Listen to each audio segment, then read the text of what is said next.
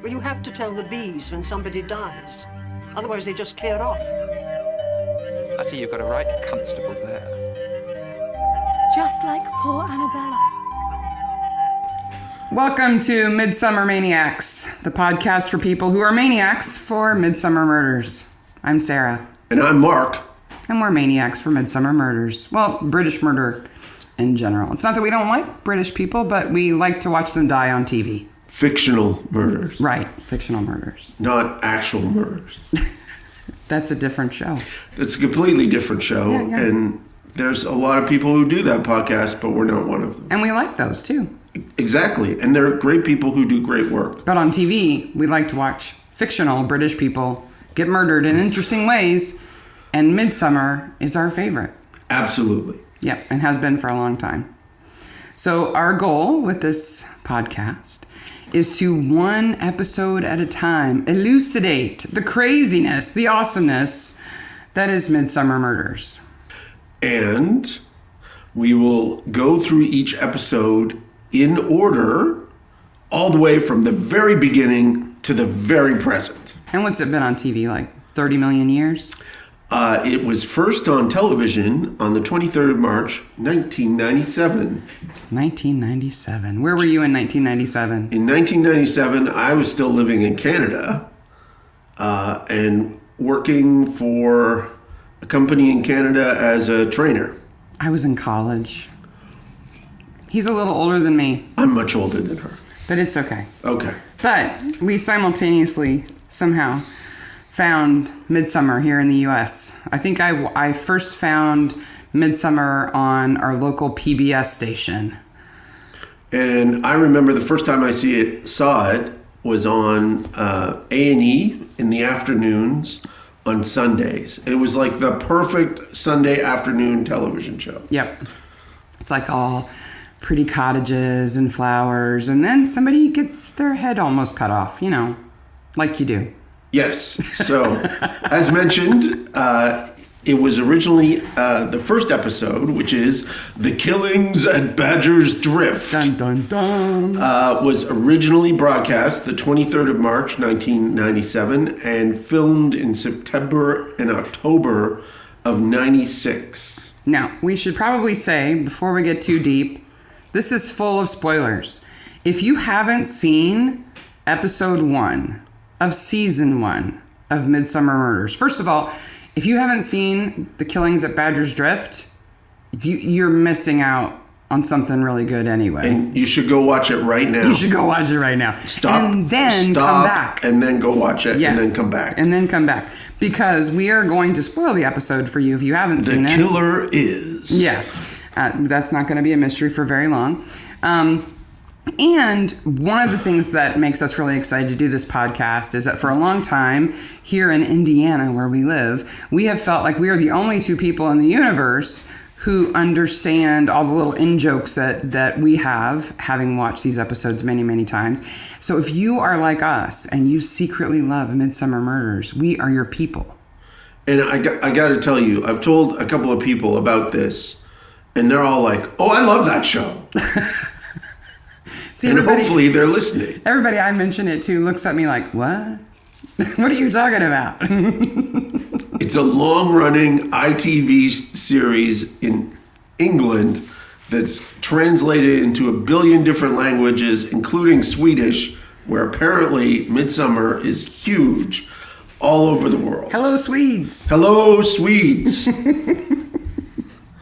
So, without much further ado, let's talk get about into Badger's Drift. Badger's Drift, which is our shorthand for it. We don't really go into the whole thing, though Badger's Drift does appear several times later in the series. It does. It is a reoccurring village.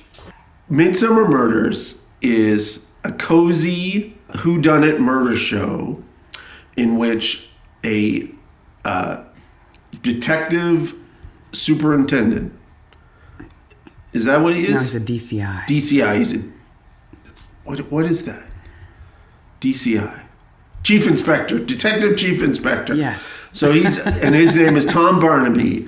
Okay, these people have watched it. They know that. Okay. Right? And everybody loves Barnaby. This is Tom. Yes, Tom. And he has a DS, a detective sergeant named Troy. Yeah, this is Troy, the original.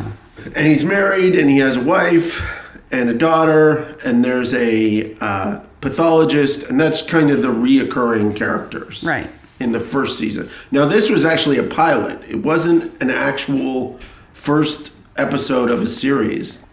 And this is a pilot, right? Yes. So on the back of Badger's Drift, 20 seasons of this show were made. Like, this is the original that started everything else. And boy, does it set the tone. Absolutely. This may be the penultimate episode of... No, penultimate means next to last. Okay. This is the quintessential. Quintessential. Yes. I'm sorry. It is the quintessential. Midsomer episode. Before we get into the exact episode, I want to ask you what you love about Midsomer. The whole thing. In general, like all of it? The whole thing. And we've seen everything multiple times. Yeah, we've seen it. I think what's always made me love Midsomer is how Barnaby, whether it's Tom or later John, is kind of like in contrast to the craziness that is happening around him. Like he does not become sort of broken or nutsy when all around him these cricket players, cookery class people, watercolor painters, whatever, are doing all kinds of horrible things to each other. He kind of rolls his eyes and goes on. He's like a little island of sanity. And he's not drunk. No. He's not cheating on his wife. No. He doesn't usually have fights with superiors. No. He doesn't have any superiors as far as we know. We see like one time we see a superior officer. It's nothing like that at all. So what I love is that the show takes all these life-affirming, positive values. It's funny, and at the same time, it has one of the highest body counts ever. Yeah. Well, and it's sort of a parody of the British cozy, which has been a tradition for a long time. It goes all the way back to Marple and Ellery Queen and all kinds of folks, way, way, way back. Agatha Christie laying out what that cozy British murder looks like, where it's not a serial killer. It's not some guy in a hockey mask. It's like a normal person who, if you saw them on the village green, you would never think had just axed somebody, in their cottage. Plus, the deaths are fantastic. But we will get to that. Yeah. Badger's Drift is such a good episode to start with because it really sets the tone. And I feel sorry for anybody who watches Midsomer and didn't start with Badger's Drift. You have to see it. If you see it first, it's a different experience of the whole series because it is like a primer to everything else that's going to happen in all the episodes. And I totally saw them out of order the first time I saw them. So I'm not even sure when I saw this episode. But I remember thinking, that was a really good episode. You got a right constable there, don't you? Yes, indeed. So, speaking of, a little disclaimer off the top. One of the things I want to say is that if you're listening to this podcast and you let your kids watch Midsomer Murders, they can listen to this podcast. Yeah. We're not going to go into any territory that isn't in the show. If you don't let your kids watch Midsomer Murders, then they're probably not going to listen to the podcast anyway. They're probably going to be watching some video of somebody playing video games.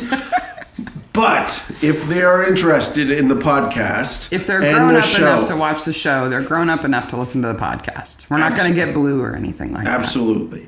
Let's start off with this episode. Badger's Drift is the best kept village for how many years? The first thing we see with the name of the village is that sign that has all the years that it's been the best kept village in Britain. So now I am totally interested in all the minutiae of this show because we've watched it all. The sign that says Midsummer's Best Kept Village, the years are 90, 91, 93, 94, 95, and 96. They're not going to win it for 97.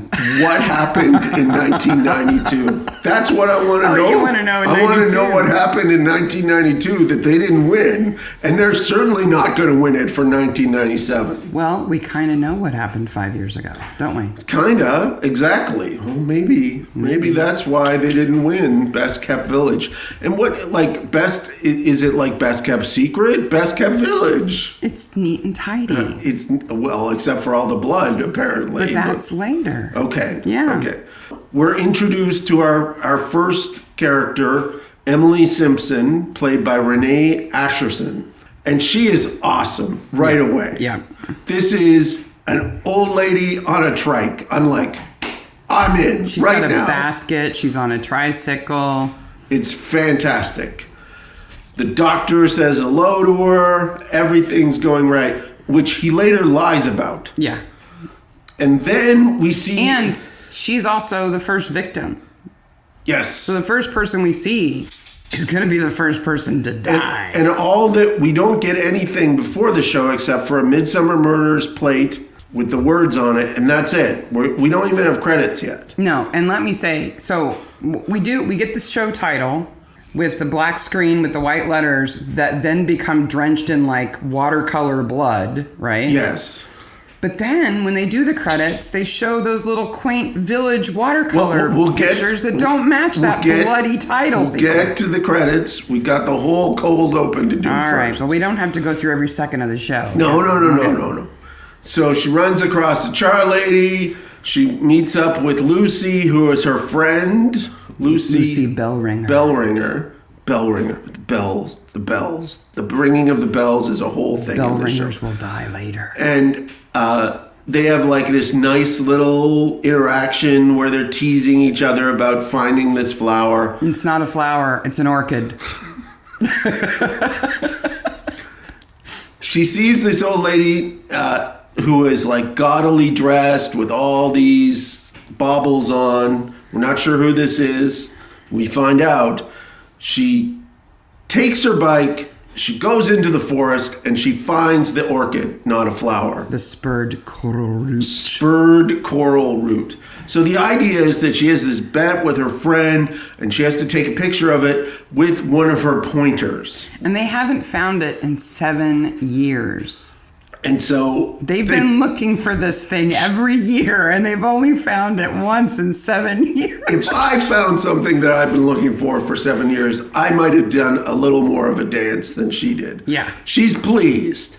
So they have these little markers, right? They're like sharpened popsicle sticks with a colored ribbon tied around them. And that's how Emily is supposed to mark the location and take a photograph, right? With the oldest camera known to man. It is a very old camera, but she's an old lady, right? Okay. So, because we find out later, she's what, 86, something like that? 86, something like that. But she carries her markers in a fishing krill. Is that what they call it? I guess so. A fishing krill? It's like the basket that when you're fly fishing. Gigantic. It's as big as the basket on her bike to hold 3 of these little markers. 1, which she sticks in the ground, and 2, which easily fall out when she's startled by what she sees. Now, what does she see? Well, first of all, she hears the bonking. Yes. As Troy would put it, the bonking. Obviously... But it's not ass bandits. We'll get to ass bandits. Obviously, it's a male person. We don't know if it's more than one person. He doesn't have any shoes on. We know that.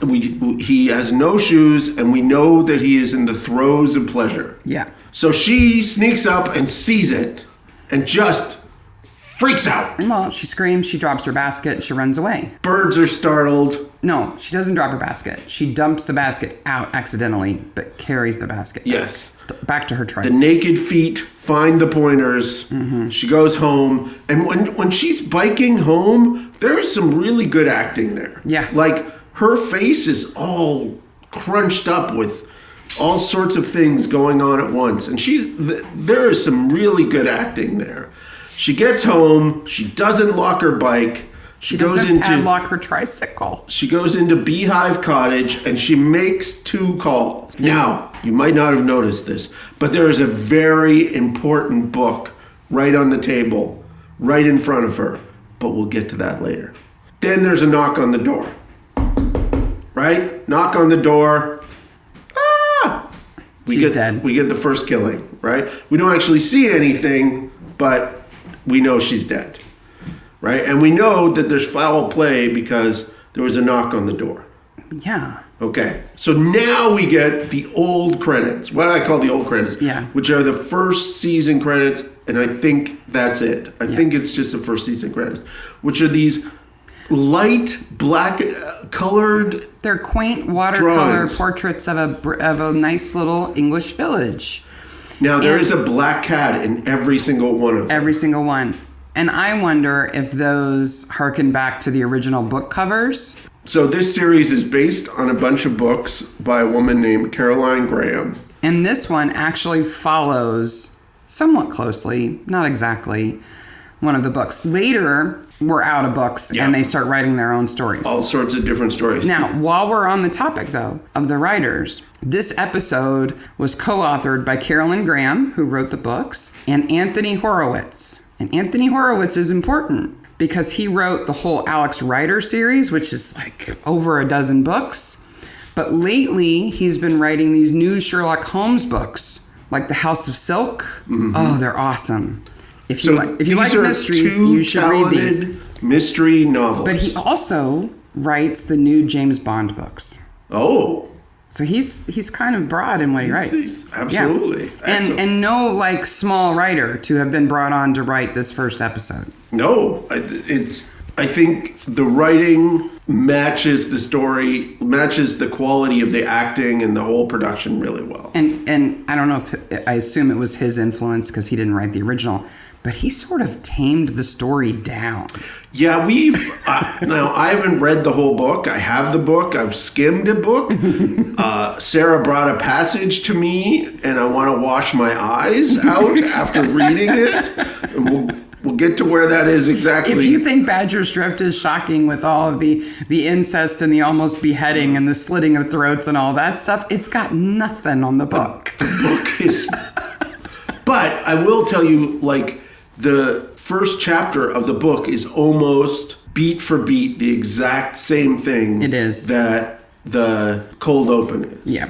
Okay, so they arrive at the scene of the crime, which we don't know is crime yet, with a bunch of cops and constables putting up tape and everything, and Troy, Sergeant Obvious. Oh, yeah. With his mid part and his hair. And could his ties and shirts match worse?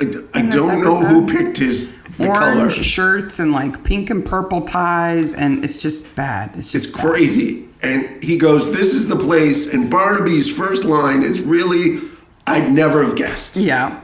Like, he's snarky right out of the book. But Troy is being stupid. So, that's the response he should get. So they go inside and we meet with another principal character, which is Dr. Bullard. Now, he's only referred to as Dr. Bullard in this episode, but his first name's George. He's a reoccurring character. He was on the show for 10 seasons, I think. It could even be more. He is the quintessential Midsomer Doctor until... Played by Barry Jackson, who, if you didn't know, played a Time Lord on Doctor Who. Oh, that's fantastic. He was Drax, a rebel Time Lord for he was on Doctor Who from 65 to 79. Oh, so for a long time. I didn't know I thought he was a guest star, but he was a recurring character on Doctor Who. Wow. And not a small one. No. Yeah. So here he is in his blue bunny suit, right? Checking out the body. No, I don't think he has the bunny suit at the beginning. I can't imagine him without the bunny suit. I think he's always just got in a on the certain blue tie. bunny suit. I think it's just a shirt and tie. The Rainbird's killing, That's I think different. he's in the bunny That's suit. That's different, then. yeah. Okay. But he says when he sees Barnaby, and I love this, and again, we've seen this episode so many times, but when you watch it for a purpose, when you watch it to make notes, you pick up these little things. When he sees Tom for the first time, he says, "It's been a long time since I've seen you. I only ever see you when there's a corpse." So we have to assume that there hasn't been a murder in a while. Well, there's going to be. There's going to be a lot for the next 20 years. There's going to be death aplenty in this little county, right? And this is something, if we continue this podcast like we want to, this is going to be a reoccurring theme. She does a good dead body acting right there. She does. She does. She does. And later when they show the murder, the flashback reenactment of what actually happened, as a dead body, she gets flung around a little bit too. Yeah. She takes it, and she's She's no naked guy in a crop circle. No. We'll get to that. No. But she does a pretty good job. One of the best lines I like is, who would like to bump off an 80-year-old spinster? I'm just like, are they in a gangster movie all of a sudden? They're bumping people off. Tom, of course, thinks it's murder. He gets kind of giddy when he thinks there's a possibility of murder there. And they find out that the person who found her was Lucy Bellringer, played by Rosalie Crutchley. Mm-hmm. And she's across the way, and they go to see her. And Troy is so nasty to her. He is. He's a jerk. He's complete jerk. She says, I have to tell the bees, and his eyes roll so hard you can like hear it offset. So the idea is that you have to tell the bees. And we love this line. I still haven't told the bees. Yeah. That is a quintessential Midsomer line. Yeah. Right? That quirky villageness. That kind of folksy, fairy kind of thing. You know, there are all these little traditions that are important in these little villages. So then they go outside and brilliance happens. Oh, boy. Dennis Rainbird comes up to them. Right. Because he's the Undertaker, and he wants to know if he can have her body. So he's a young guy who's an Undertaker. First of all, he takes his card out of his pocket, and the Foley on that card is like... Yeah. And he says that she's signed up for the satin service and that he's here to take the body. It's one of their premier funeral packages. And Barnaby says he can't take the body yet. And he says, oh, I guess you suspect some naughtiness. It was her neck. He's so creepy and fun and wild and crazy. And then Troy crosses the line. Yeah. Troy insults him, basically implying that he's feminine by saying, sir. Yeah. And then he delivers the greatest line of this episode, which is... You've got to write constable there, don't you? That is so brilliant. And I cannot believe they got away with that on ITV. And I can't believe they get away with it still on it. And you have to know, so when I first saw this episode... I didn't know who he was. You know, he wasn't, as an actor, he wasn't anybody to me. And then later, my favorite Doctor Who episode, he's in Blink. He's in Blink. He comes to the door at Blink. He's the solicitor who brings the character something, and he's a great part in that. Yeah. So if you don't remember, Blink is the Doctor Who with the Weeping Angels that you can't look away from. First episode. The first Weeping Angels episode, yeah. But he like steals the scenery in this Midsomer right off the bat. He's got the black bow in his hair that's like longer than his ponytail. His little collarless Nero jacket that was so cool in the late 90s. He's got a personalized Porsche. Yeah, it says Rip 1 on the back of it. Yeah. So the Porsche. The interesting thing about the Porsche is the actor had no idea how to drive the Porsche. So he gets in the Porsche, and you don't see it. They do a very good job of it. There are stagehands that push the car out as it goes. Oh, that's great. And then you see him driving away, and it shows the license plate. That is not him in the car at all. So that actor was worried, terrified of driving that car, and it ended up that they had to push it with him in it. He just bursts on. He's great. And then, so the next folks we go to are the Doctor, right? We go to the Lessiter family. Quickly, just before that, Troy again says something stupid about, well, I guess you think it's I guess we're going to investigate this. And Barnaby again is like, no, I'm just filling time to tea. Yeah. He's more sarcastic with Troy than he is with his other sergeants. He is. So Barnaby Troy deserves it. Barnaby goes off to see the old lady's doctor to see if she had fainting spells or something like that. And this is a trope in Midsomer Murders, which is the weak husband and the horrible wife. The nasty, nasty wife. We're going to see this over and over and over again. I wonder about Catherine Graham's feelings about marriage. Carolyn Graham. Because, so it makes sense to go to Dr. Lessiter to find out if there were any kind of natural causes that might explain Emily maybe falling down the stairs and hitting her head, if that's what happened. So Barnaby's covering the bases. But this is no typical family. So Dr. Lessiter, Trevor Lessiter, he's like a little kind of mole man. He's got real thick glasses. He's kind of nerdy. But his wife, Judith, she just likes to go shopping. And she's so nasty to him. Right off the bat, in front of company, everything. And then the daughter just blows up everybody's alibis. And that's Jessica Hines, who was in Spaced. And oh, I'm sorry. I got these mixed up. His wife's name is Barbara. The daughter's name is Judith. The daughter's name is Judith. Yeah. That's right. Barbara. Not Bouncing Barbara. No. We'll get to that. But Jessica Hine was in Space. She's in Shaun of the Dead. She was also in 2 episodes of Doctor Who. Yes. Like, it's amazing. Well, we often joke that there were only like 12 actors in England anyway. Well, and this show proves it because we see the same actors playing different roles later on in the show. Yeah, they play different parts when they come back. But like the 2 main old ladies here, Emily and Lucy, they were both in Lovejoy in 93, in the same season of Lovejoy, different episodes. They all, if you're an actor who gets work in England, especially in 80s and 90s television, you're going to get on Midsomer. Yeah, you're going to end up on Midsomer and probably killed on Midsomer. More than likely killed. So the daughter breaks up all the alibis and then stomps off. And then they go, well, it's because of the boy she's dating. I don't really understand that. Like, because you have a boy that you're dating, it makes you just stomp off? Well, Michael Lacey could corrupt anybody. The killer. Well, one of the killers. We'll get there.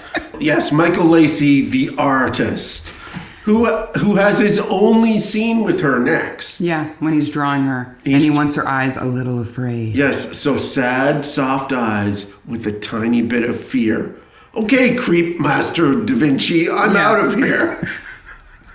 But, she's living with her dad, who looks like Mr. Toad, and her stepmother, who's just awful incarnate in fancy clothes. Why wouldn't she want to go and hang out with the bad boy of the village? I'm thinking there might be a lot of arguing in that house, because the next scene is the doctor and his wife arguing, and then suddenly a blackmailer calls. Yeah. That's another thing about this episode and this show. It really hums along. Mm-hmm. You don't have a lot of waiting around. Mrs. Rainbird calls. That's Denny's mom that we now know, Iris Rainbird, and says she's not going to stay quiet unless she gets 500 pounds. And essentially, the wife gets upset and says, "Go away, Pookie." Yeah. Now, if I got a phone call and reacted that way, and when you said, "Who was it?" I was like, "Nobody, just go away." She said no one, and they had a conversation. Would you just walk away? No, you'd stay there and go, "Wait a minute, who was it?" But not in Midsomer. In because Midsomer, number one just walks away. That's right. In Midsomer, we just walk away. Then we get to the first Barnaby home domestic scene. Joyce! Who I actually think is the killer in every episode. I think she's making things interesting for Barnaby. That is a theory. That's one of my theories. And there is a podcast about that theory. I'll put it in the show notes. But I don't think Joyce does it. But it is. But she sees so much carnage over poor 20. woman. She should be so traumatized by the time he retires. But this is the first reference to her horrible cooking. Which I did read in the book. There's a whole 2-page part about the beginning, in the beginning of the book, about Joyce's cooking, which is horrible. The woman doesn't have a job. It's one thing she could learn how to do. I mean, I know she's off joining like every club and activity in an entire county and putting her nose into any situation where somebody might want to kill somebody else right in front of her. But you'd think in all that time she would have learned how to make some food. Well, she does take cooking lessons. It doesn't help her. She takes cooking lessons from the prostitute who becomes the actress. But that's in a later episode. In a later episode. She becomes a coroner later. She becomes a coroner in Lewis. So, but right now, while Tom is talking about Emily's neck being broken, she's serving him neck of lamb. Neck of lamb with mushroom dumplings. I'm sorry. It sounds and looks disgusting. And then the frozen vegetables in the covered dish. Yes. And so she's talking about this famous chef. I forget the name of the famous chef. And says that this famous chef has done no wrong. And Barnaby, under his breath, goes, that's what I always thought, too. Yeah. Poor Joyce. She tries. So then he goes, she asks if it's murder, and he says, I think it is. I can feel it. And he kind of gets that giddiness again. But again, if George is to be believed, there hasn't been a murder in a while. I mean, what's he doing if he doesn't have a murder? Exactly. So it's probably a pretty boring place. So then he has to go out because he's Barnaby, and he can never be anywhere where he needs to be on time. Not if it has to do with his family. No. And he has to go out to the helpline, which is one of the people that the old lady at the beginning called. So we move now to the helpline, which is, or should be, the helpline that is clearly not about stopping smoking. No, because everybody there. Everyone there is smoking cigarettes. And I love that it's just kind of a generic helpline. It's not a suicide helpline or a, domestic abuse helpline. It's just the helpline. And everybody in the episode knows what it is. Oh, yeah. Because if you live in Midsomer, you call the Midsomer helpline. This is who you call, right? And you talk to only people who use their Christian names. Yes. Terry. So he talks to Terry, who has the worst sweater in all of Helpline. It's a bad sweater, yeah. She says that the old lady called up and basically said these cryptic messages and that they only use Christian names here. Terry's nice, but she gets creepy later on. Well, the whole point with her is just to know that Emily is so shocked by what she saw that she wants to talk to somebody, but she can't figure out who to talk to. So she calls the helpline and then basically talks to herself while on the phone. And then knows who to call. And then figures out who to call. Then she calls directory assistants to get the number of somebody in Brighton. Now, and we'll get to this at the end, but if I'm Barnaby, I'm calling that number in Brighton. Well, we don't know because she didn't get the number because she got killed before she could get the number. Whatever. They should have called way earlier to Brighton. She says, I need a number in Brighton, and then there's a knock on the door. Then the next scene we see is Barnaby eating real food at the police canteen. He's getting bacon, he's getting sausages, he's getting beans. It's real food, and Troy goes, don't you get breakfast at home? And deadpan Barnaby again says, no, Troy, I do not. Cooked breakfast. And then Troy talks about the phone calls and talks about the photographs that they got from the camera, shows it to him, and they both get up and leave. Yeah, because it's more important than his cooked breakfast. And he hasn't eaten a stitch of his cooked breakfast. No.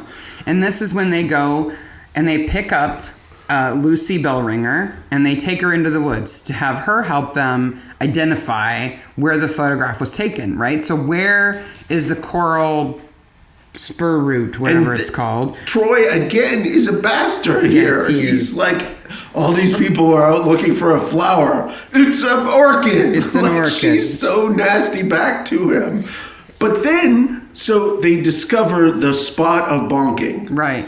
And I noticed. And Barnaby demonstrates his very good eyesight by identifying a fragment of a blanket that is maybe a centimeter by a centimeter. It's black, and it's stuck in a weed.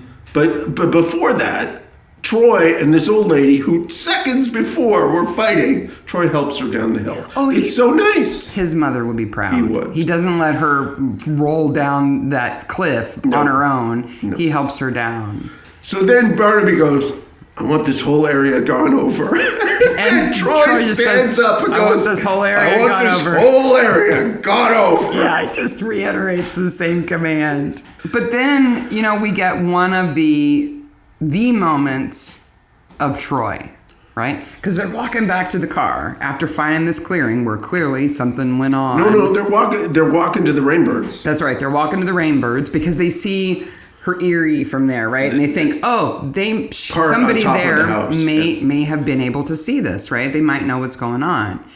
And Troy in just a few lines of dialogue, manages to be so offensive. He says she saw somebody bonking, they were at it. It was adultery or maybe ass bandits. Yeah, and says something about maybe it was the gay undertaker. Right away. And then Barnaby calls him a Nazi. Well, he says he's less politically correct than a Nuremberg rally. Which is a Nazi But thing. did you see Troy's face when he No. says that? Troy looks confused, like a puppy tipping his head like, what's that? I've been to a rally before. What are you talking about? So they go into the Rainbird's house, and again, we are blessed with fantasticness. They are so over the top. So over the top. And we've only seen a little bit of Iris at this point, but we've seen Dennis, and we know what he's like. So you can only imagine he must have one heck of a mother, right? Oh, and boy, she is does he. a mother. And they are prepared. Did they know they were coming over? I think because they did. they made a lot of sandwiches. Well, you know, Dennis, she says, put the kettle to the hob or whatever. And 30 seconds later, he rolls in with a trolley, not only with tea, but with all kinds of little finger sandwiches Now, on it. finger sandwiches in the shapes of Playing card. playing card Suits. suits. Yeah.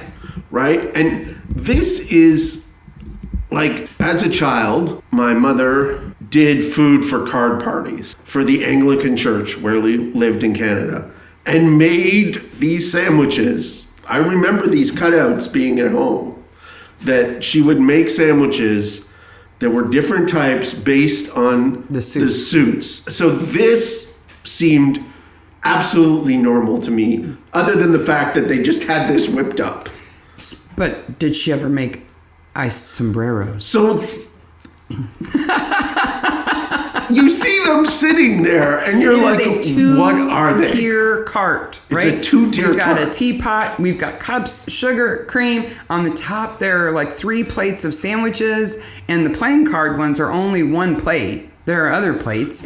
And then underneath- and then the lower tier is where we have the sweets, right? Which they have iced sombreros. They're yellow-looking cakey things that have a dome on top, like a peak, and they've got like red icing on them. They're both confusing and racist at the same time. And she offers them one, and I every time I see it, No, I think, Dennis offers the ice that's sombreros. right. Every time I see it, I think, why don't they take one? Because I want to know what they are. It's like, please eat an ice sombrero. And they're talking about stuff. Catherine Lacey, who is Michael Lacey's sister, the killers. Yeah. And they say that they saw her in town going to the post office. And Dennis just looks at them like he could not believe this at all, ever. And he calls Troy a constable again. Yeah. He doesn't call him a constable, a constable. He gets corrected. He says, Troy's "I'm a like, sergeant." I'm a sergeant. And then she says, well, Barnaby's like, this was like 8 o'clock at night. What kind of birds were you looking out your hide to see? And she goes, owls. Owls? And she's got those giant glasses. It's just fantastic. And she acting. must wear, I don't know, 40 pounds of jewelry all the time. She's got these like long beads on, and she's got the chain on her glasses and rings and a printed top and purple opalescent eyeshadow like up to her eyebrows. This woman is a standard character in Women's Institute fiction, if there is such a thing, right? So the actress's name is Elizabeth Spriggs. She died in 2008. Yes. So we don't have her anymore. But she was fantastic. But I can tell you, I know where this character really came from, if you want a little bit of trivia. Where did this character really come from? In 87, she was in a Doctor Who that was a multi-part Doctor Who, okay? And she played one of these 3 women who were called Resis, and they kind of lived in this big, it was like an apartment block, right? Like a council block. But it was in space. And They are. And they had been, well, yeah, council blocks are always in space. And they had been cut off from supplies, so they were cannibals. Okay. But these three ladies are still sitting around this table with their marigold gloves and their aprons, and they're like eating little finger sandwiches that don't really do anything for them because they're not real food, because other people are the real food. But Elizabeth Spriggs in this character, she's called Tabby. She has purple eyeshadow, a printed top, her penny on it, all these jewels and rings, necklaces, but the coup de grace is a lavender snakeskin iridescent headband that's got giant rhinestones all over it. We must see pictures that of this. she wears, and she's got the same makeup and the same face. Do you think Graham saw that episode and created the character based on, or she based this characterization on this? No, I think maybe Elizabeth Spriggs brought her own wardrobe. Like, maybe that's just how she dressed. I don't know. think you probably could not tell that lady what to do. Well, even when she comes back, right, in 06, in a later Midsomer season, as somebody else, she's not as all over the top. So maybe. Maybe. She also played Bertie Wooster's Aunt Agatha in Jeeves and Wooster. And she was fantastically overbearing in that role, too. She's just super, super good at being that mischievous old lady who's kind of bossy. But this is this scene, we see her and Dennis together, and we get that first glimpse of the creepiness of their relationship. It is. Right? Speaking of not creepy, then we meet up with Cully. Yeah, Cully, the non-creepy daughter, who's at Oxford? No, Cambridge. Oh, yes. sorry. Cambridge. Which I was like, Cully went to Cambridge? Yeah, because when you see her later, you're like, did she even finish college? I don't know if she can focus on one thing for 5 minutes. Barnaby immediately is like, where's the green hair and the tattoo? Meaning, like, he can't see them. So did she have a face tattoo or a neck tattoo or something? Well, she's typical college student. She's in her first year. She's thinking about changing majors. But he's most happy to see her. Well, probably because he loves her and she's a good daughter. But she always brings him food. Yes. And this, again, like, this hammer... Troy is an ass and... Joyce can't cook. If that's the two things that we're supposed to get from those characters. Yeah, those are consistent. Because Barnaby's eating dinner with Cully and Joyce with candles and the lights on. Quail. There's not much meat on this chicken. Not much meat on this chicken. And Joyce goes, well, it's quail. And when he gets called away, Cully rolls her eyes, knowing this is what happens. And he looks relieved. And Joyce looks sad. Yeah. He's like, ooh, I don't have to eat this. And who's on the phone but Terry again? Terry. And Terry... From the helpline. She does a great job as an actress. I don't know the actress's name off the top of my head. But she has a thing on her face. And they do a good job of hiding it here. And she says that, remember the old lady, she said, just like poor Annabella. Yeah. Her name's Corey Pullman, and she was also in a Doctor Who. She was in 4 episodes in 1989. I didn't know we were going to talk about Doctor Who so much on our Midsomer Murders podcast. It's hard not to. And I could almost say that half of these actors that we've mentioned so far have either been in a Marple, a Poirot, or a Lovejoy as well. Absolutely. Which are all 3 awesome series, too. Yes. So then we get the best Rainbird scene ever. Oh, it's so cringy. Oh, Dennis has recovered the rug or blanket, which is what whatever, British people call a blanket. That Barnaby found the piece of at the bonking site. They were trying to get rid of it. He says they. So we know it's more than one person. And how are they getting rid of it? They had it wrapped in plastic, tied around a rock, and they were going to throw it in the pond? Apparently. What did he go scuba diving to get it? How did he get it? Then he gets it out. Of course he's a doer. He's a good boy. He's a good boy. Oh, God. gosh, it's so yucky. In an episode with cringe-worthy relationships all over the place. We have the doctor's cringe-worthy relationship. We have the cringe-worthy relationship between the artist and the daughter. All sorts of other cringe-worthy relationships. We have Dennis and his mother kissing on the mouth and... Who's a good boy? Oh, Right? it's so creepy, and they do so well. So in the episode, you get this impression that he's mama's little boy, maybe to the extreme. In the book, it is not hinted at. It is clear that there is some wrong behavior between them. There is ear nibbling Ear licking. and baby talk. Oh, And hands under clothes. Oh. So again, when I say I think Anthony Horowitz kind of pulled the story back a little bit to make it a little more palatable, I think that's one of the things that they took out because, yeah, they are really cringy, but they're not as cringy as they could be. so then we move on to Troy's secondary trait. Troy's secondary trait is that he is the worst driver in all of England. Oh, yeah. And he's been on the course 4 times? Several times. He almost kills a guy on a bike.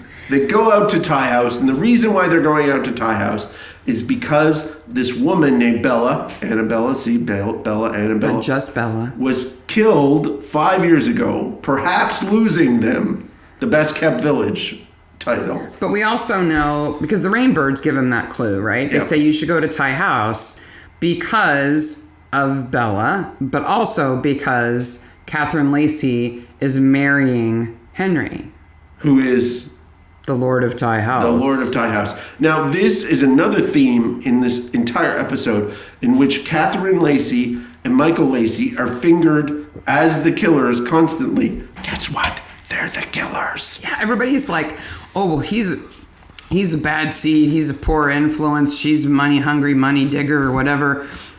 And Barnaby just doesn't get it yet. He doesn't get it. So we're introduced to David Whiteley in the parking lot of Tie House. David Whiteley, a reoccurring character. Yeah, he'll be back. He's the and then- caretaker. He's the caretaker of Tie House. And then Barnaby has a suitcase, like a briefcase. Yep. Thank God he got rid of this.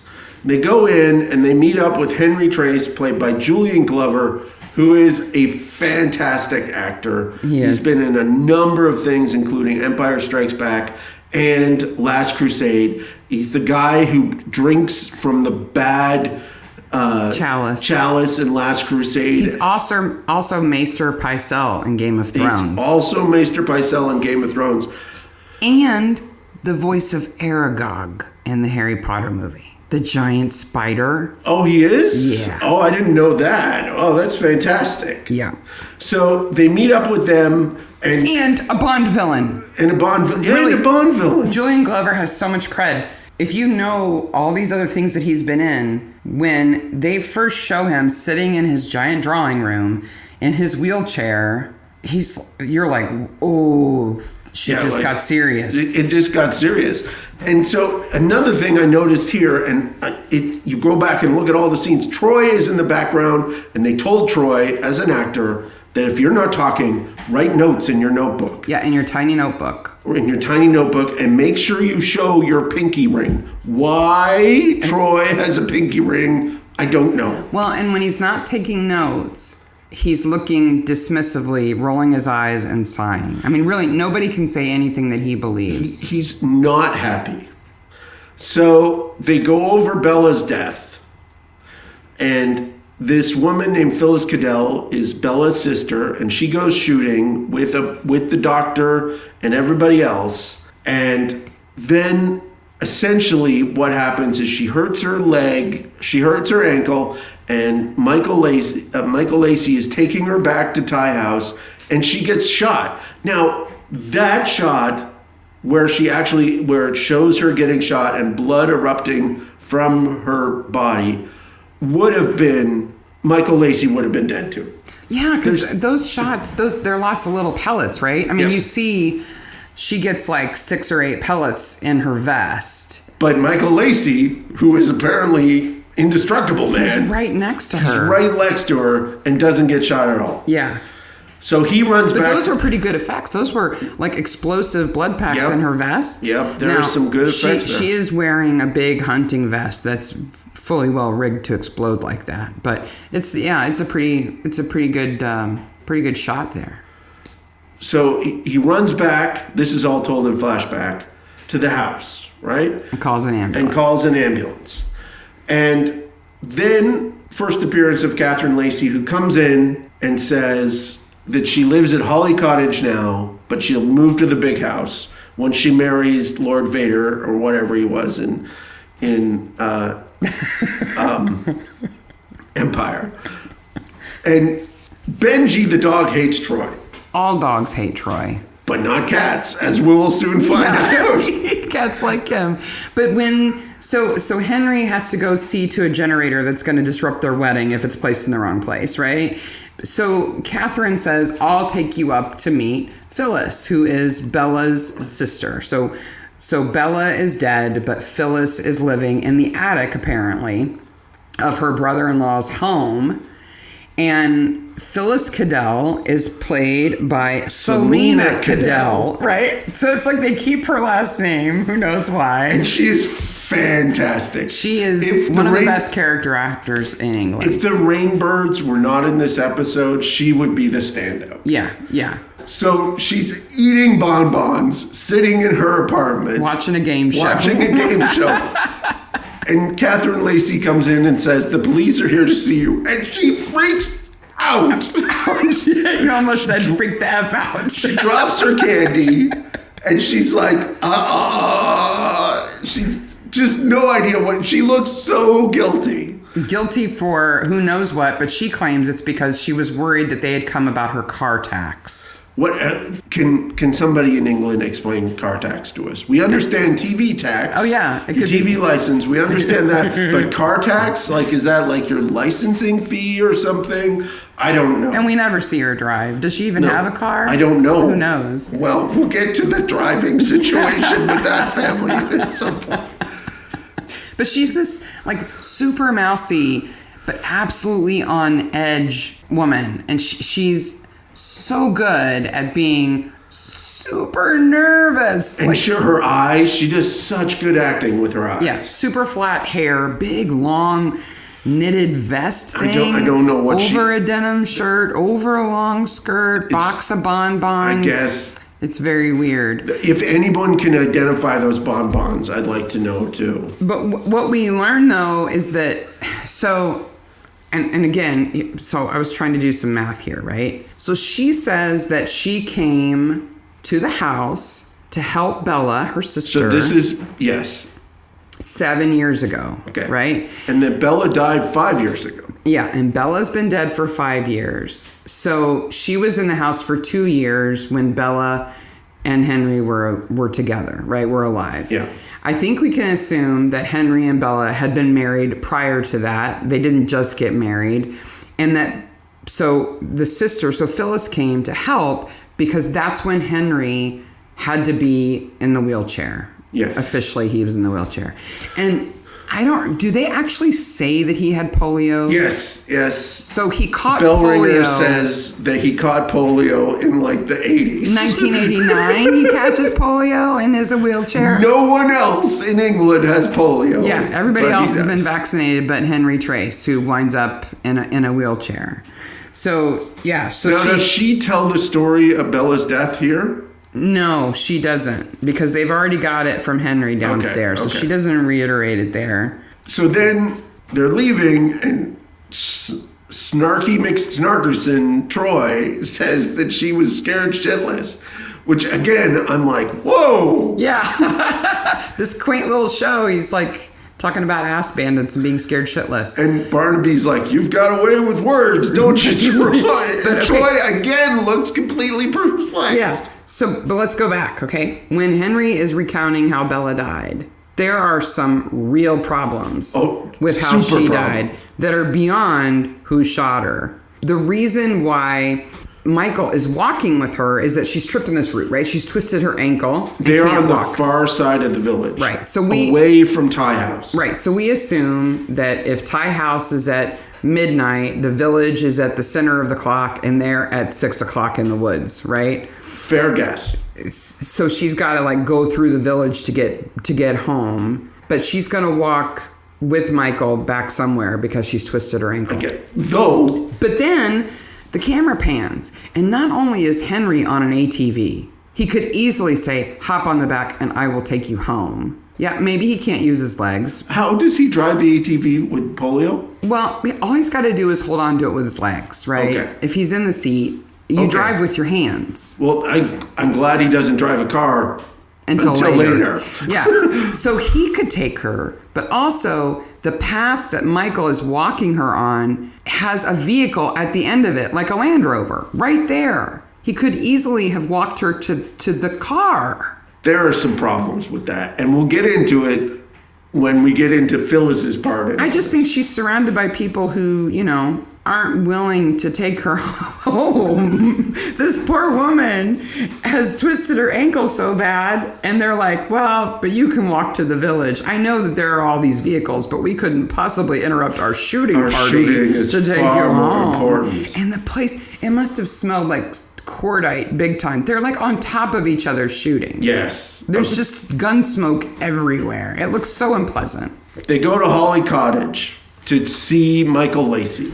It's a mess. Troy walks up to the building and goes, creepy. Yeah. What is creepy about it? There are beautiful flowers outside. Well, it does have that kind of weird twisted wood thing over the door that looks kind of strange. I was kind of like, why is it creepy? But as soon as they get inside, you think, God, what a pit. There's dirty dishes everywhere.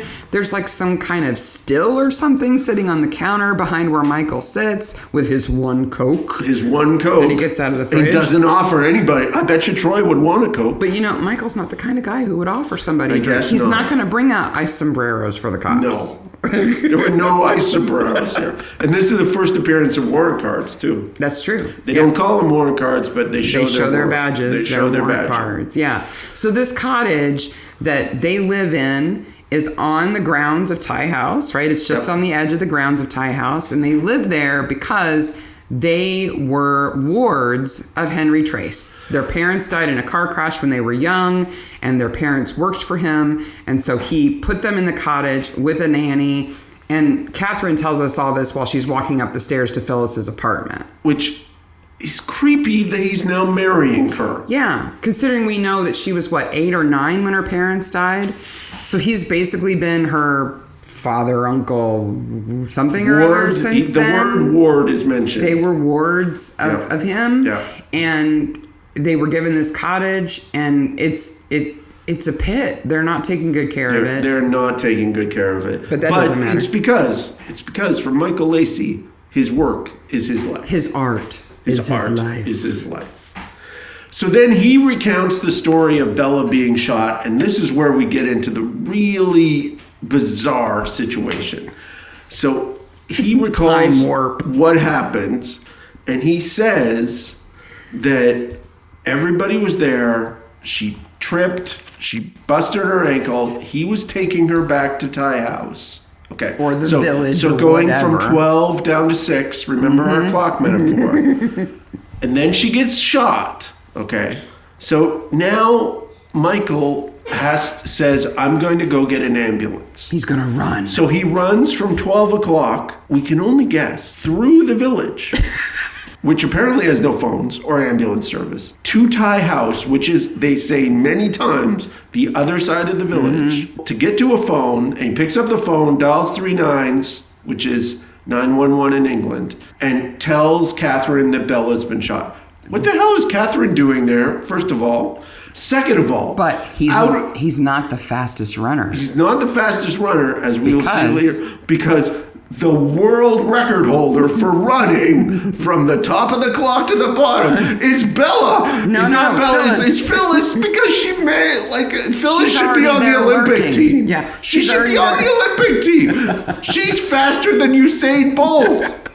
Because she's already been up to her apartment and locked herself in to cool down. But we don't know this yet, but Right. it comes out. Right. and then lurked around when she heard Michael come in and overheard him telling Catherine, okay, so we know Phyllis is faster than she can be, but so do they. So you could say, well, Phyllis just left beforehand. But later on, we'll see that Phyllis did not leave beforehand. Well, but wait a minute. So we're kind of jumping all over the place now, but they've seen the episode. They know what we're talking about.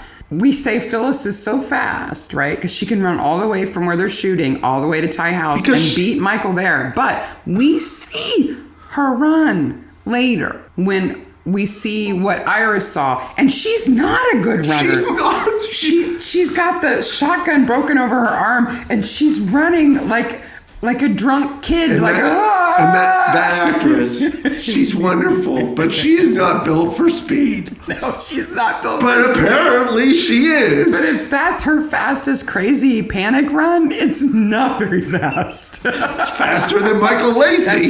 That's true. But not as fast as Iris Rainbird's binoculars. They leave the house, they leave Holly Cottage, and Michael goes and paints angry in red, and we don't see what the picture is. No. Oh, we will. The creepiest painting of all time. But we have another dinner scene first at the Barnaby household. The Barnaby household. And Cully wants to take him out to dinner. Cully, there's a trick that if you're a family member doesn't know how to cook, they say, well, we should do dinner. And you always say, well, maybe we should go out. Mark says this is a trick because this is his tactic whenever he comes home to Canada because his mother can't cook. My mother she's cooking challenged. I love her. She's amazing. But we always offer to take her out. Not the best cook. Always offered to take her out. And she goes, no, I have pot au feu. Frozen, which, we had to look it up. But it's French beef stew, and it's like a joint. It's not like a pot roast cut up in a beef stew. No. It's like a joint of like oxtail or some weird thing with vegetables. And I cannot imagine that it's good thought out. And it probably wasn't good when she put it in the freezer. She made it, right? And then they're just on to the next thing, right? Yeah. Which is Dennis going lilies and white lilies and satin service. Yeah. He's fastidious for being a creepy ice sombrero serving guy. He's serious about the funeral business. But then we see the crew at Ty House getting in the Land Rover to go to Emily's funeral. And who's driving? Henry. How can Henry drive? Because he has polio. Yeah, his legs don't work, but he can drive, right? But Phyllis knows her place, and she'll sit in the back seat. Then we have the longest voiceover, I bet, of the entire show. Yeah. In which Barnaby, in a conversation with Troy in the car, goes over all the suspects. I mean, it just fills up time. He recounts the play. Like, we have this person and this person and this person and this person. He goes through the whole cast, right? And they have the montage of them all standing around the grave for him to do it over. Including Michael Lacey flirting with his girlfriend. Well, and Catherine Lacey whispering something in Henry's ear that makes them both giggle, which is creepy and inappropriate. It's so weird. And then on top of all the weirdness, because Barnaby and Troy are there, Bellringer is like, let's go get drunk. But don't forget, we also have the two gravediggers. The worst gravediggers ever. They just throw the flowers on top of the grave. If you haven't seen this episode in a while, if you've only seen it once, you probably didn't pay very close attention to these two guys that dig the grave. They're fantastic. Go just watch that scene again, because when they put her in the ground... This is the scene when he goes drink sherry with Mrs. Bellringer. She says that Henry has polio. Right. And that Mary Sharp was... The nanny. Who took care of the Lacey's. And Troy is in the background like a Bond villain. Petting a cat. At first, I didn't know what he was doing with his hands. Because you can't see the cat. You can just see his hand. And it's the cat Wellington. And no, but before we go too far into that scene, just really quick. At the cemetery, when they put the casket in the ground, you can see that Emily was born in 1913 and died in 1996. Now, what we know about Emily in her younger years was that she was a teacher, right? And famously, she was Iris Rainbird's teacher. Iris Rainbird, who is herself an old lady, right? So I did the math. So if she was born in 13, she's 83 when she died. Let's assume she was 20 years old when she was teaching school. That means that Iris Rainbird can't be any older than 63. And does not look 63. I think she looks at least 60. At least 60. But a little bit older, right? So, I don't know. Maybe she was the youngest school teacher ever. Well, she taught everybody. That's the whole thing. Everybody's like, oh, she taught me in school. Yeah. She like, was how long did this poor woman teach And did they school? have like a one-room schoolhouse where she taught everybody? I guess don't know. so. Yeah. I guess so. Poor Emily. So now we come to the Rainbirds' coup de grace, the death of the Rainbirds. They're sitting talking about how much money they're going to get. Yep. With the tea tray. And Dennis says he wants another marron mayonnaise, which is... Because this is the tray that doesn't have ice sombreros. It has little sailboat, Yes. right? And Iris is eating one of the sailboat cookies. And it's a confection from south of France consisting of chestnuts candied like sugar. Yeah. And Lyon, I did not know this, is famous for its chestnuts. So that is what a marron mayonnaise is. That's better than what I thought he said originally. Because I thought he said marrow lyonnaise. And in England, a marrow is a big zucchini. Yep. And to lyonnaise is like a typical, it's like done with potatoes. And they're kind of fried and layered. And so I was thinking this was like savory. Fried zucchini in layers, like No, rotten no. potatoes. But No. yeah. It's chestnuts in sugar. Soon after that, we get the knock at the door. Knock on the door. And The then, killer knocks. The killer is very polite. It's very polite. Number of times Yeah. the killers kill people, they knock on the door. But Iris is so interested in gloating in all the money that they're going to get from their blackmail and the yumminess of the cookie sales from her sailboat that she hardly even like notices that Dennis is walking in with his throat slit. But so again, Foley, you hear the knife go in. And you hear Denny comes in, covered up his neck. she's like, falls "Oh, on Denny, the floor. who is it?" And then he falls on the floor and blood spurting everywhere. Blood spurts out of his collar. Yeah. I don't really understand how Catherine Lacey did surgical strikes like that. Well, somebody behind him was clearly like squeezing one of those balls, right, to make it pump out. Yes. So not only did they have to push him in a car, but they had to squeeze a little bulb to make blood squirt out of his collar. Then we see the bloody knife. We get a little bit of killer cam. Get knife cam. A knife cam, and then Iris Rainbird bites it. We see Iris getting stabbed, right? Yeah. And we see her get stabbed several times. Yes, in silhouette. Right, but like in the torso. Yes. But when her body is discovered, George Her head's clean right off. says that her head is barely attached, right? So we've got this image of Catherine Lacey not only like slitting Dennis's throat and letting him fall down, but then walking over to Iris, stabbing her, and then like sawing at her neck just for fun. And again, in the book, this is much more disturbing. Oh yeah, in the book, Dennis isn't dead. They think he's dead because he's covered in blood, laying over his mother's body. But what he's actually doing is holding her head on. And he's like catatonic. Not good. No, not good. They bring in the death police, of two really the awesome mobile characters. police unit. Yeah. They hire On a crane. Yeah. They bring it in and then never mention it again or never go in it. No, but the mobile incident unit signifies this is serious now. We have to be on site to do this investigation, is murder. right? This is murder. This is not some old lady who maybe fell down the stairs. This is some murder. It's full on now. The char lady found her. They go inside and find all these notebooks. Years and years of notebooks. Right. Where the Rainbirds are taking notes on everybody and blackmailing them. Everybody. Right.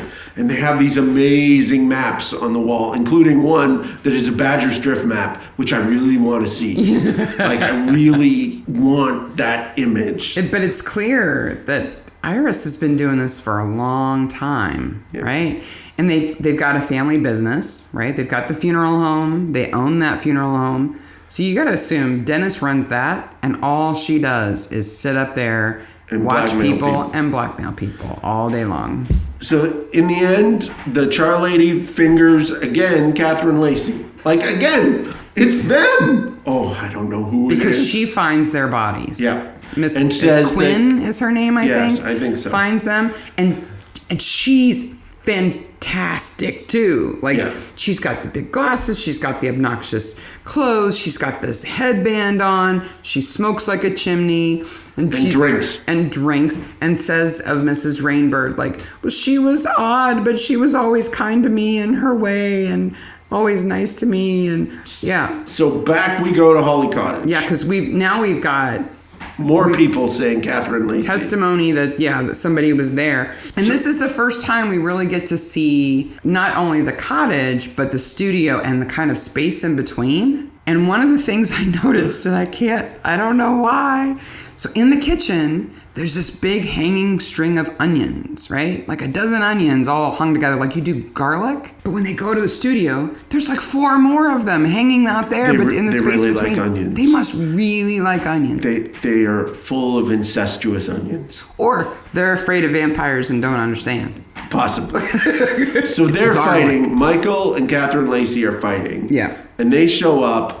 Michael having runs their out of the fake fight, house. yeah. They're having their fake fight. I'm not gonna Michael get you a runs out of the wedding house, gift. and all I can think is Dexy's Midnight Michael. Oh, yeah. Because he's got overalls on. He looks like he should be in the Dexy's Midnight Runner video. Yeah. And he's not going to get her a wedding present. So then they take off, and Troy leave the house. and Barnaby are like, they Let's left go the in. house. Let's go in. No warrant. No need. Whatever. If somebody has a problem with it, it's your problem. We're Troy. going to blame Troy, yeah. They find a messy room and a clean room and the nanny's room. Right. And so it's clear there's 3 beds, but only 1 is being slept in. So then Barnaby goes back to the crime scene and picks up all the journals and then takes them home.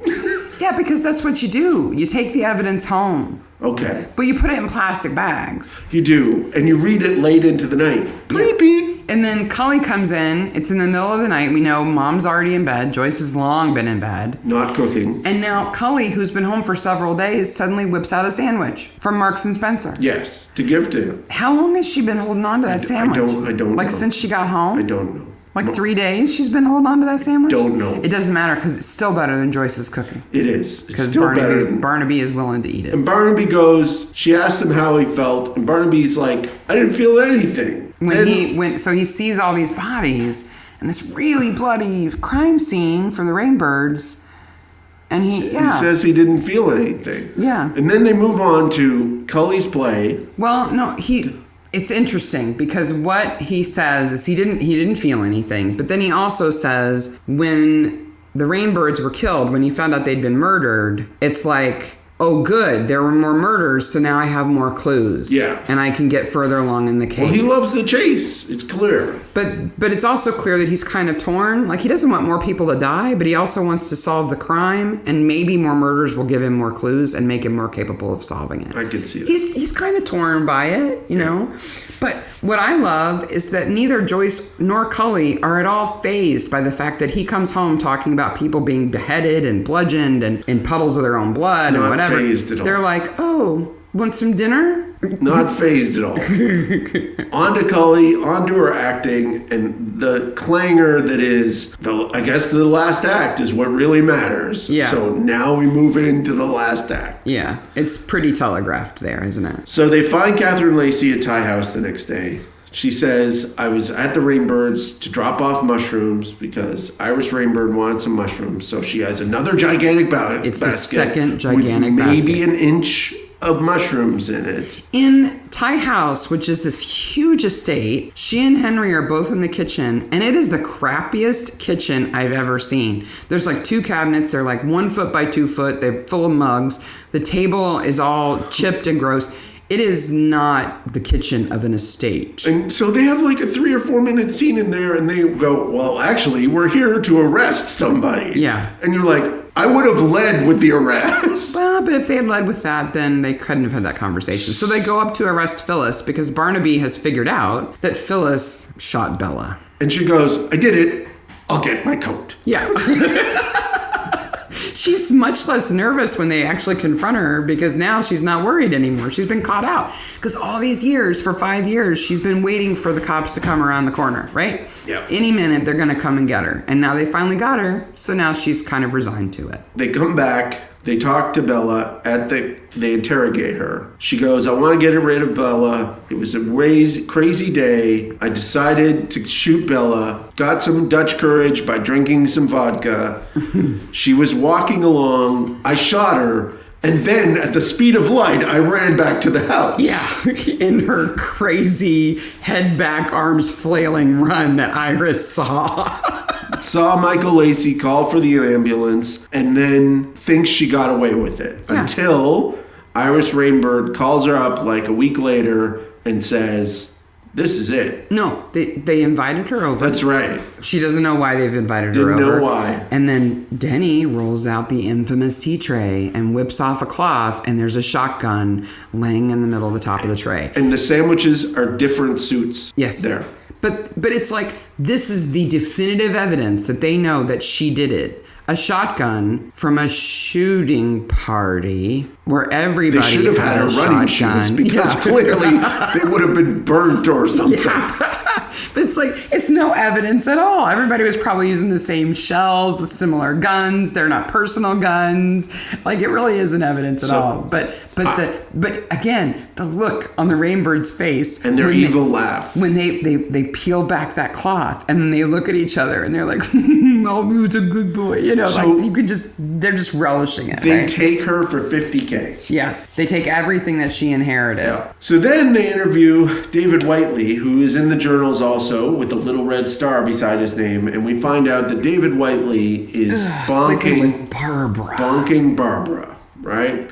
So now we know the doctor's wife and Michael Lacey are bonking, and he also saw the old lady at the beginning and totally lies about it. Yeah. So, and he says, you should look at Michael Lacey. Yeah. Again, these people are like, it's Michael and Catherine Lacey. And Barnaby and Troy are like, wonder who it could be.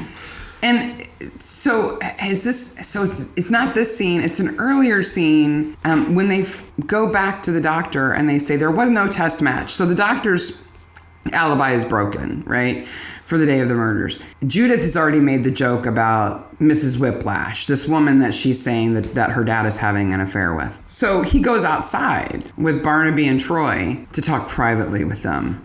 Like men do. About where he really was. Like men do. But then, to provide his alibi, he says he was with somebody else and whips out her business card. With the same Foley, the same sound effect as when Denny pulled out his business card. I thought you were going to say, like men do. Like because, men do. All men have a prostitute's business card in their wallet. Apparently, get the business card. Yeah, well, It'll get you out of trouble. You might forget her number.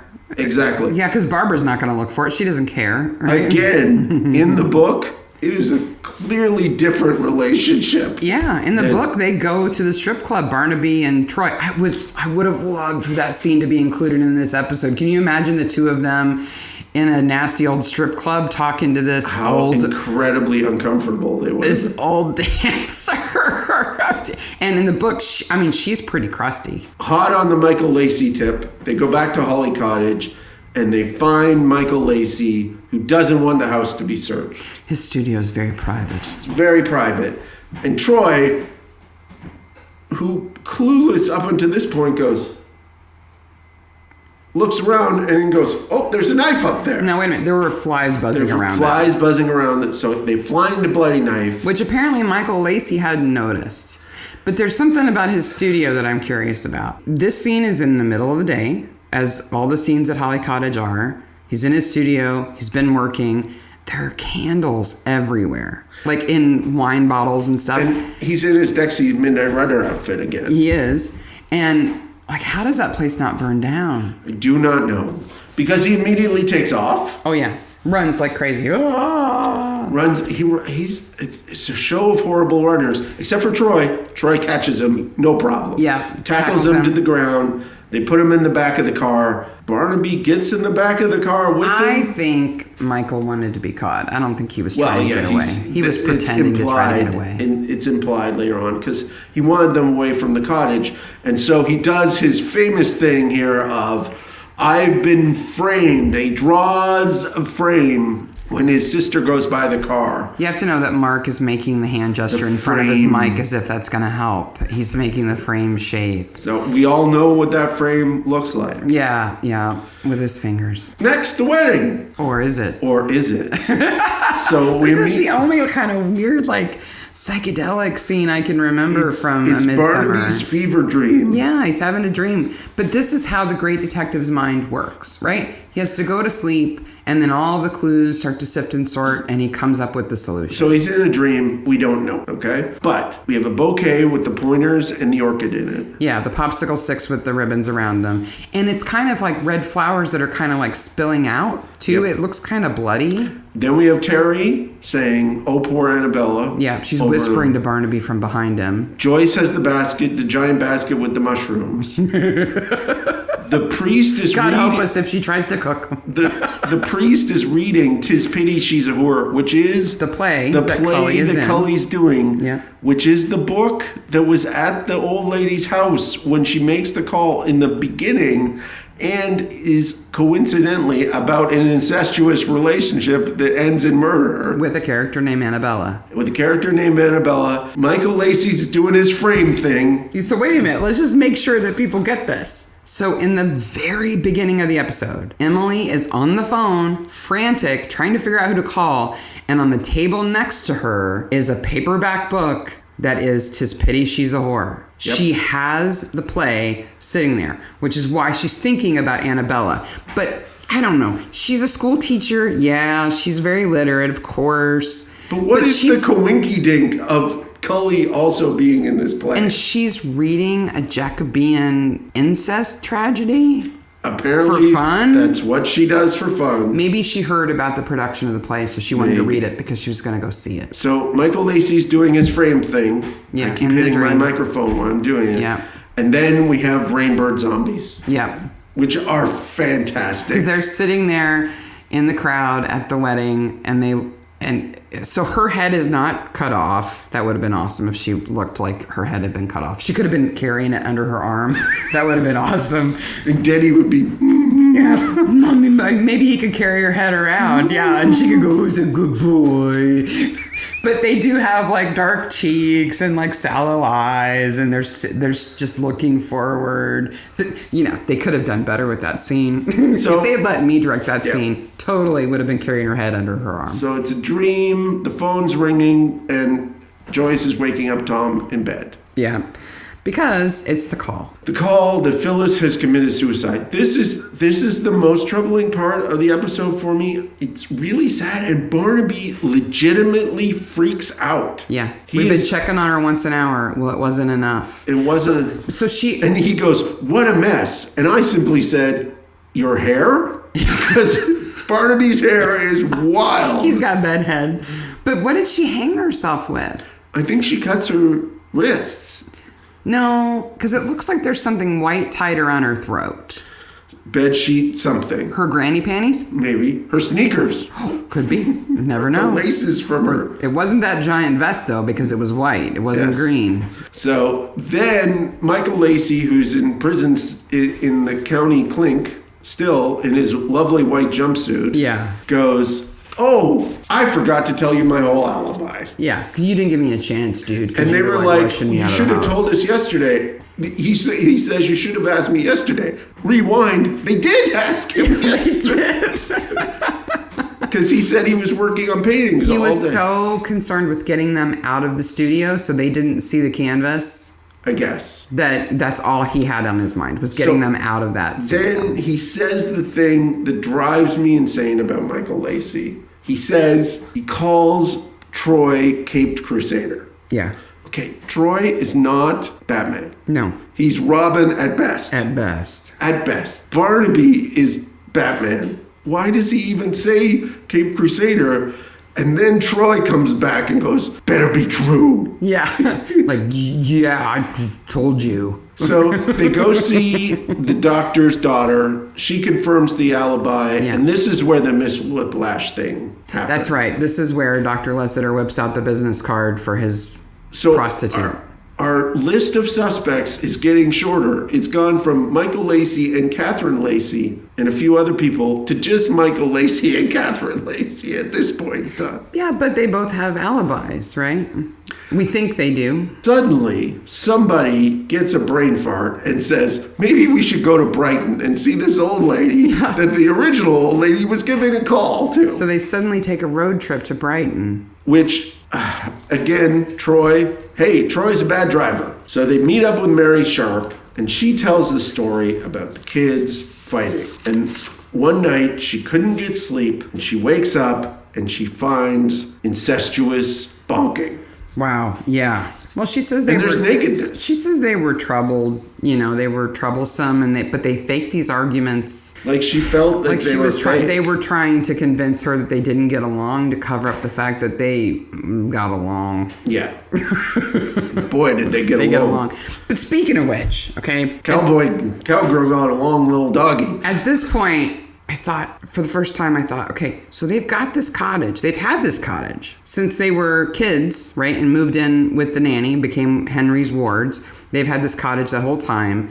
And for years and years, they've lived there without their nanny, of course, as adults. And yet, they go into the woods to have sex. They're playing the long game, certainly, okay? Because they're driven insane by the incestuous bonking. That is the only explanation I have for the bonking outside and the bonking and the driven insane. The incestuous bonking must drive them insane, must make them go, we must bonk outside on the grass, on a rug. Not where we could easily do it hidden in this little cottage surrounded by weeds and where nobody goes but us. Crazy incestuous bonking. And then they have this whole plan to get money from Henry. So Catherine is going to make Henry fall in love with her, even though he's been her guardian for years since she was a child. 5 years they waited. They played the long, incestuous bonking game. Well, maybe they were running out of money because Michael's paintings weren't selling, Maybe. Because he's really good. All he did was paint weird paintings of his sister naked, but... So they take it... She says, it's important that Mary Sharp says, I didn't tell anyone because I love them. And so in her last act of love, Mary Sharp calls Michael.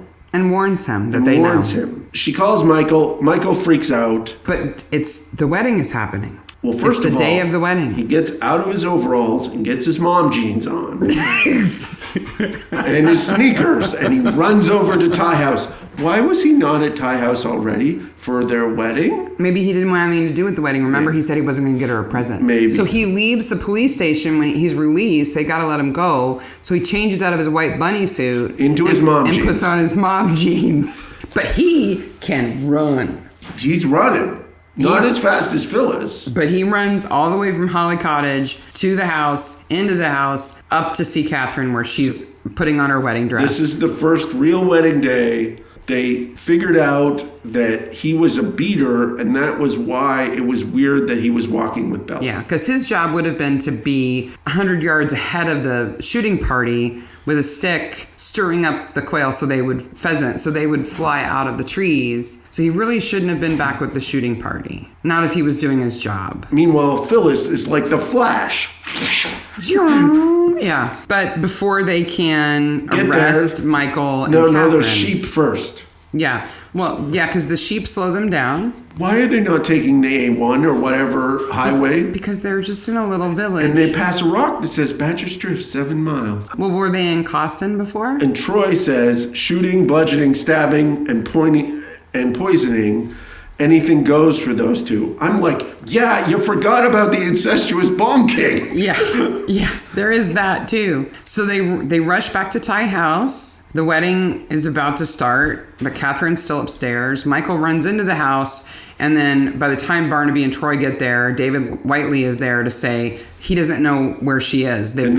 Maybe they're at Holly Cottage, and Barnaby says, no, it's too late. I think we're too late. Yeah. And again, a fit of insanity brought on by the bonking. They go back to the very same They go spot. back to the bonking ground and shoot themselves. Yeah. Okay, I guess. So then, what does Barnaby do? Barnaby doesn't, investigate the scene or... No, they're dead now, whatever. Or talk to Edward. Yeah. Nothing like that. Or Henry? He goes and finds the bell ringer lady and takes her to Holly Cottage to look at the horrible painting. Yeah, I don't understand. Like, so we know when Michael says, I've been framed, that he's sending Catherine a message to say, you've got to take that canvas, that you've got to take the canvas out of the frame, because if they see it, they'll know, right? Because they don't want anybody to know. So they find the canvas, and it's Catherine Lacey, naked as the day is long. But kind of in a weird, twisty perspective. Yeah. Weirdness. I don't know. Very strange. It's very weird. And then, of course... Creepiest painting ever. Yeah. And then, of course, we find out that, Annabella is the character in Cully's play. So because they go to Cully's play... Yeah, that ties everything up. And they find out that Annabella is the character in the play, not Bella. It was just Quinky Dink. Because Cully's on stage playing Annabella, kissing her brother in the play, right? And then Barnaby has this creepy smile. Because he's put it all together. He's put it all together. It's the satisfaction of all the ends being tied up. And then the episode ends. Right. That's it. Credits. We're done. So can we talk about the Lacey's motive? Okay. So talk about Lacey's... Sum up Lacey's motive. Okay. So we know that they've been having this forbidden relationship. Incestuous bonking. The nanny has gone away. And we assume that they've been living in the cottage for 5 years, right? At some point, they must have got the idea that Catherine could seduce Henry. Well, no, they had that before because they killed Bella. Well, yeah. So they've had this plan. Again, long game. You're right. So they've had this plan for a long time. So without knowing that Phyllis was planning on killing her, which would have made their plan even better, right? Without knowing that, Catherine shot Bella in the woods, knowing that in 5 years she would try to marry him. Yes. Right? 5 years. That's a long time. Yeah. But that has nothing to do with hiding their relationship. That's just about them getting their hands on some money because Henry has polio. And so he's bound to die at some point, right? And they kill the old lady at the beginning because they're seen bonking in the forest. Because she's seen them, right? So if she exposes them, Catherine won't marry Henry. Meanwhile, the woman is in Brighton who's like, oh, I love them too much to talk about their bonking. Well, I think they trust her, right? I don't know Because she's not why. said anything for all these years, and she loved them, and they know that, right? I guess. They've already killed Bella. Then they waited some time. 5 years. To get Henry hooked up with Catherine, right? Then Emily sees them. They can't have that happen because she might tell somebody, and that would endanger their plan of getting their hands on Henry's money, right? Yes. Then the Rainbirds try to blackmail them. But what did the Rainbirds actually see? They saw they saw them trying to get rid of the blanket. Now I don't know why the Rainbirds knew that was the bonking blanket. Or what they thought was going on with the blanket. No. Because what they really saw was somebody at Emily's door. They know that Catherine had her dog and her dog would bark, so it couldn't have been really her. It had to be somebody else. So they've got suspicions and they know they're trying to hide evidence, but they didn't know anything definitively. But the Lacey's kill him anyway. But the Lacey's kill him anyway. Well, Catherine... They're driven insane by the bonking. Incestuous bonking. So the whole idea is that they can't have anybody endangering the plan. The big plan. Which is them, I guess, living in Thai house together? Now, so let's consider this. Say they don't kill the old lady at the beginning. The old lady at the beginning is fraught and upset. Emily, yeah. Now everybody believes her because she taught them all in school, right? But they could easily say, she's an old lady. She doesn't know what she's talking about. I was doing this and he was doing this. It wasn't. They didn't have to. The first thought is kill the old lady. Yeah.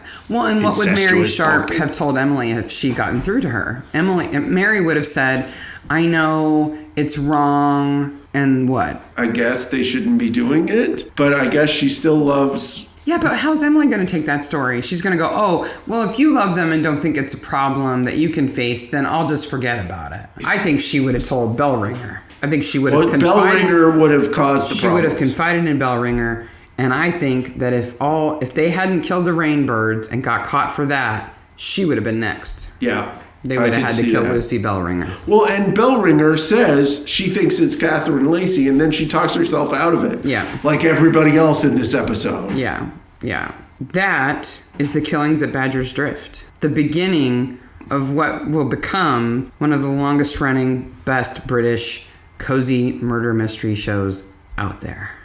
Absolutely fantastic episode. We picked it apart down to what Troy is wearing in the background. But it is still an absolutely fantastic episode. And all these years later, was it 32 years? Is that right? It aired in 97. 32 years later, it is still so watchable, so great. And around our house, we still say things like, you got to write Constable and I have to tell the bees. I hope you've enjoyed this. Absolutely, this was a blast for us to do. I've had so much fun getting ready for this and really enjoyed this. The plan is to do one of these every week, and the next week will be Written in Blood, which is the real first episode from the first season and has Scumbag scum. Scumbag scum. And if you've seen it, you know what we're talking about. No, exactly. And that damn dragon book. Oh. If you like this, let us know. We have a Twitter feed at Midsomer Maniacs. If you've ever tried to make ice sombreros and you have a picture, we'd love to see them. Ice sombrero recipes. Please send us your ice sombrero recipes. And if there's a favorite moment in The Killings at Badger's Drift that we didn't point out, yes, please let us know. What was your favorite? And with that, we will see you for Written in Blood in a week's time. Bye, Maniacs. Bye, Maniacs.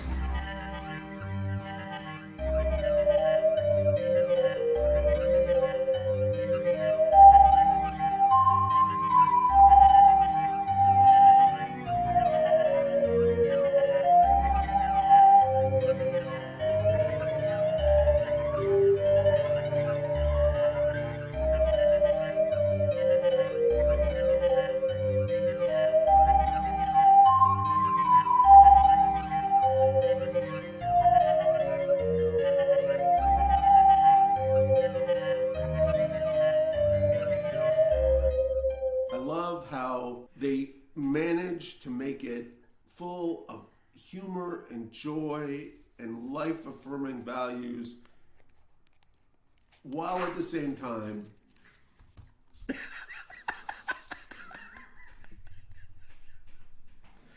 our dog, who's normally absolutely silent, is in the next room going crazy.